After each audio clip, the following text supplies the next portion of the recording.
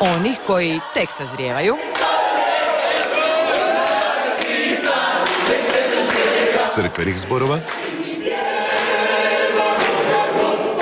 kao i onih koji su se okupili samo zbog ove emisije. no svima je zajedničko jedno. Vole pjevati.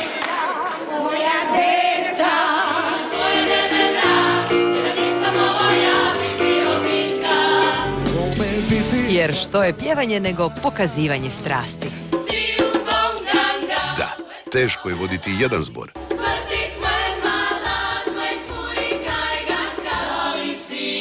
No, što kad vodite dva? Tap, tap, tap, tap. Ako te ikad budu pitali... Čipkice mi se volimo javno. Ista dirigentica ravna zborom Čipkice. A znanje prenosi i na drugi zbor, Lezbor. Lezbor je mješoviti ženski zbor ili lezbijsko-feministički zbor. Odabiremo pjesme za koje smatramo da mogu nešto poručiti. Lezbor smanjuje netoleranciju prema drugačijim ljudima. Bili oni homoseksualnog opredjeljenja ili bilo kakvog drugog manjinskog opredjeljenja, Lezbor je tu da osvijesti da je svatko jedinstven i da svatko može biti poseban. Ljudi često imaju te neke stereotipne razmišljanja o gej ljudima, pa su me isto tako pitali kao jesu li se pokušali zbariti i ne znam da li ima parova u njima. Uglavnom svima je to bilo jako čudno, kao da maltene sam počela voditi cirkus, ali ne, nije me nijedno pokušala zbariti, ne ljube se, nema tu ništa čudeno. Ljudi uglavnom reagiraju sjajno na nas. Pogotovo u situacijama kad pjevamo u tramvajima i autobusima. Tako smo opjevali cijeli London.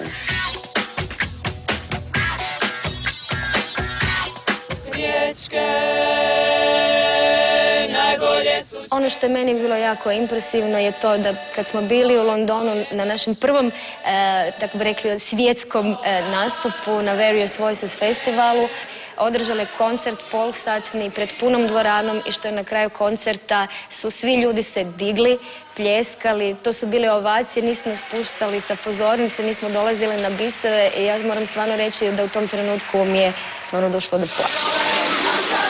Ideja prijaviti se za natjecanje zborova mi se činila jako zanimljiva. Iskreno, ovaj nastup ne spremamo za žiri, već za Hrvatsku.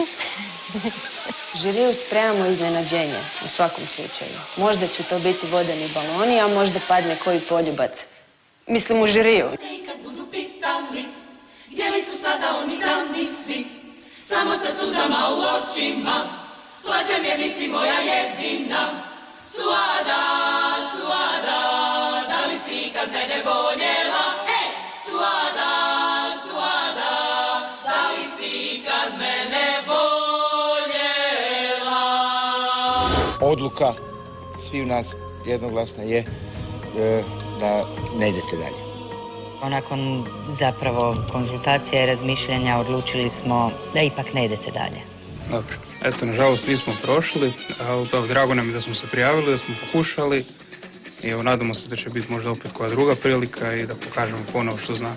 Eto, nije prošlo, ali lijepo iskustvo moram priznati, drago mi je da smo bili tu. Nismo prošli, ali nema veze.